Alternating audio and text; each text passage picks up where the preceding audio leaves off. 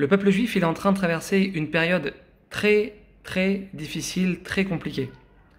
Vous l'avez remarqué, on est en train en réalité de passer d'un problème à un autre. Et en fait, on ne voit pas le bout. On ne voit pas le bout.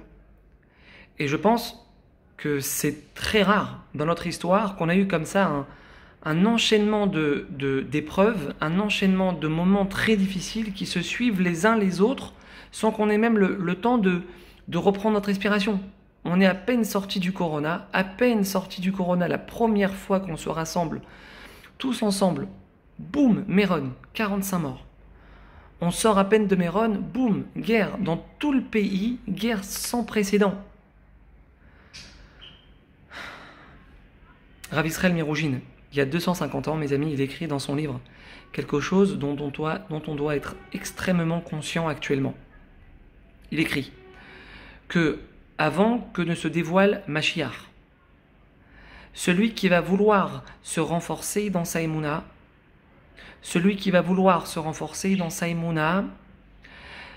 ça sera aussi dur, écoutez bien, que de grimper un mur en fer avec ses ongles.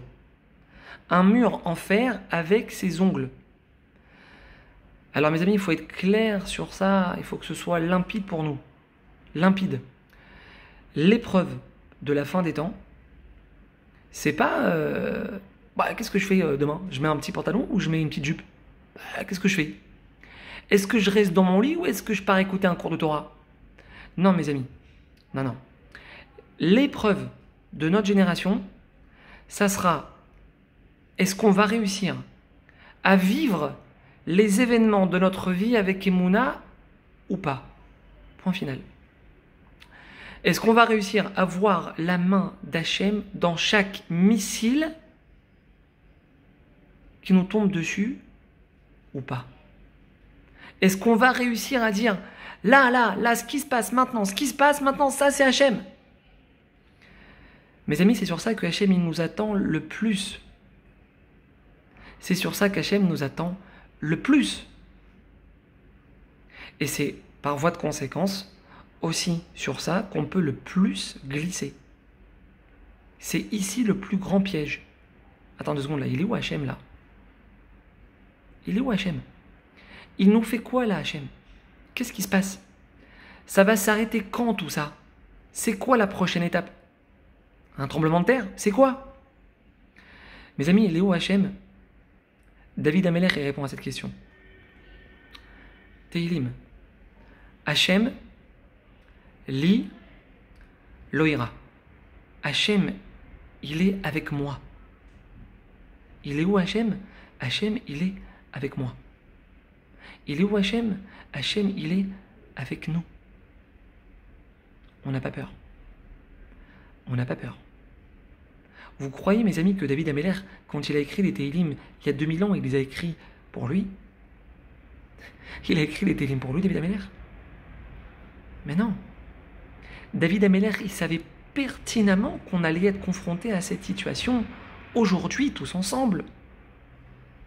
Il a écrit les Tehilim, David Amelech, pour nous, pour nous aider à traverser le Corona, pour nous aider à traverser Méron, pour nous aider à traverser ce qu'on est en train de vivre actuellement, pour nous aider chacun dans les problèmes de sa vie. C'est pour nous que David Amelech il a écrit les Tehilim, c'est pour nous. Hachem li lo ira. Hachem, il est avec chacun d'entre nous, quelle que soit la situation qu'on est en train de vivre. Hachem, il ne nous lâche pas d'une semelle. Hachem, il ne nous lâche pas d'une semelle. Ça, mes amis, c'est l'épreuve de notre génération. Est-ce qu'on va réussir à sentir Hachem à nos côtés ou pas? Et quel que soit le scénario,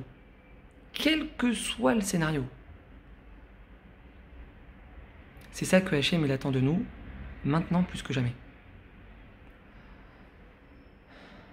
Parce que vous savez, à un moment donné, les Chayalim, les soldats sur le front, ils partent dormir. Même si là, il y a 5000 réservistes qui ont été appelés, à un moment donné, les soldats, ils partent se reposer. Bibi, à un moment donné, il est fatigué. Il part dormir. Le chef d'état-major, le chef du Mossad, du Shin Bet, à un moment donné, ben ils peuvent plus, ils ont plus de force, ils partent dormir. On est conscient de ça quand même. Mais Hachem, il est Lo Yanum Velo Yishan Shomer Israël. Rabotai. Mes frères et sœurs, s'il vous plaît. Il faut absolument qu'on se répète cette phrase maintenant, mais 20 fois par jour. Lo Yanum Velo Yishan Shomer Israël. Le gardien d'Israël, Hachem, Avinu Sheba Shamaim, il ne dort jamais. Hachem, il part jamais se reposer et faire une petite sieste, ça n'existe pas. Hachem, il s'inquiète pour nous, H24, 7 sur 7, toute notre vie. Hachem, il nous protège sans arrêt, sans répit. On n'a pas le droit de l'oublier. Et on ne se rend même pas compte à quel point Hachem, il nous protège. On ne se rend même pas compte, on ne les voit pas, les miracles. On ne les voit pas, il n'y a que Hachem qui les connaît, les miracles. Il n'y a que Hachem qui les voit, les miracles. On ne les voit pas, nous. On voit 0,001% des miracles. Mes amis, renforcez sa émouna. Renforcez sa émouna. C'est ça qu'Hachem attend de nous maintenant. Et aussi, très important, prendre conscience que Dieu, il est en train de nous parler ici. Dieu, il est en train de nous parler ici. Le Baal Shem Tov, il dit une feuille. Elle ne peut pas se détacher de sa branche si Dieu ne lui a pas demandé de le faire. Une feuille. Ah, ça va, une feuille, c'est bon.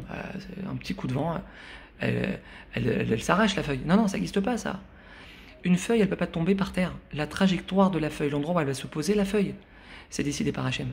Rien ne peut se faire dans ce monde sans sa volonté. Mes amis, ça on l'a déjà dit dans beaucoup de cours avant, il faut le répéter maintenant plus que jamais. Ça, c'est la base du judaïsme, c'est la base de la Torah. Sans ça, il n'y a rien. Sans ça, il n'y a rien.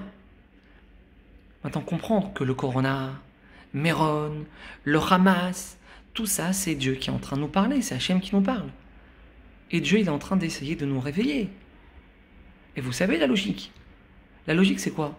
La logique, c'est que on réveille que quelqu'un qui est en train de dormir. Ça n'existe pas de réveiller quelqu'un qui est déjà réveillé. Si on ne dort pas, on n'a pas besoin de nous réveiller.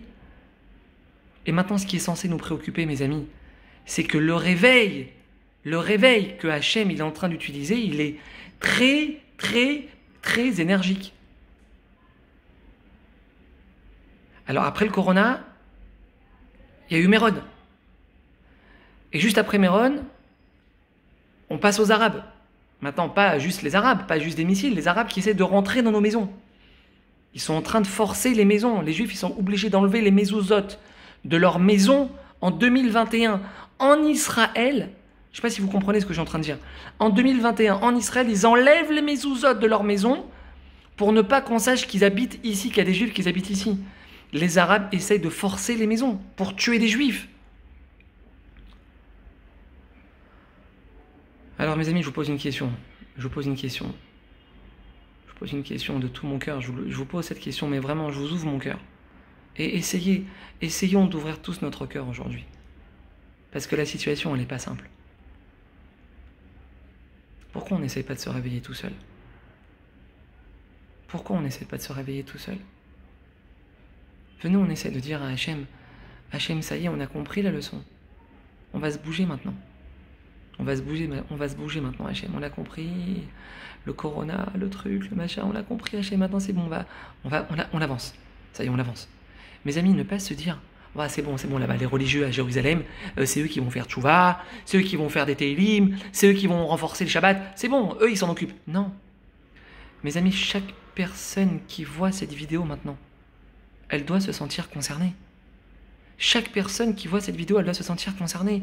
Ne pas se dire, c'est bon, l'autre, il va le faire, l'autre, il va avancer, l'autre, il va faire tchouva, c'est bon, l'autre, il va le faire, pas moi, c'est bon. Non. Mais comme ça, mes amis, on ne pourra jamais s'en sortir. Mais comme ça, on ne va jamais s'en sortir. Si on repousse nos responsabilités sur les autres, mais jamais on va pouvoir sortir de cette galoute. On doit tous, et moi le premier, sortir de notre zone de confort. Sortir de notre zone de confort, ça y est, il faut arrêter de stagner. Il faut arrêter de stagner, mes amis. Hachem, il nous parle. Tu fais pas Shabbat, alors vas-y, commence. On n'a pas dit fais tout, mais commence vendredi soir. Tu poses ton téléphone, tu touches pas ton téléphone vendredi soir. Tu commences comme ça. Vendredi soir, Ribona Olami, maître du monde. 2 heures, 3 heures, tu poses le téléphone, tu débranches la lumière du frigidaire. Tu mets du scotch sur la lumière des toilettes. C'est comme ça qu'on a commencé à faire Shabbat, mes amis. Tu mets du scotch sur la lumière du frigidaire. Vendredi soir, tu touches pas à la cigarette. Mes amis, il faut mettre un pied à l'étrier. On va pas attendre que l'Iran nous menace avec une bombe nucléaire pour commencer à faire tchouva. On va pas attendre une menace de mort sur tout notre peuple pour commencer à dire Hachem, c'est bon, on va faire tchouva, Hachem. Les amis, c'est maintenant que ça se passe. Hachem, il nous secoue.